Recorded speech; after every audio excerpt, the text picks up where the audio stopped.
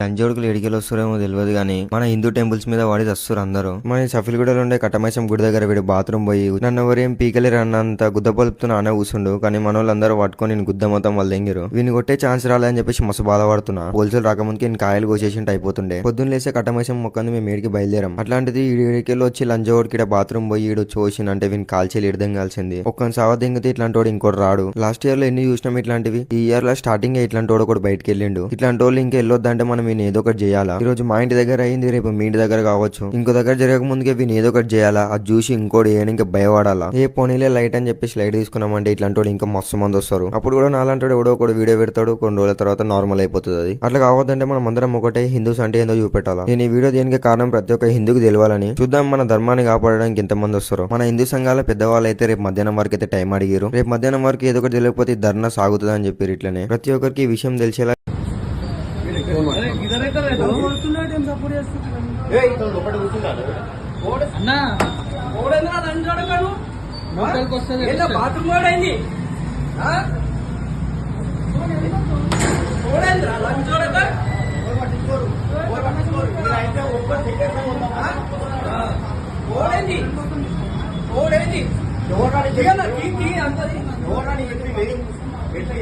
అది ఎందుకు వచ్చినా వాడికి వాడు ఎందుకు వచ్చినా ఎవరు పంపించారు ఎవరు పంపించారే ఏ లంచోడు తెంచోడగా మమ్మల్ని ఎందుకు బయట లంచోడుకులా నీకు ఉన్నదా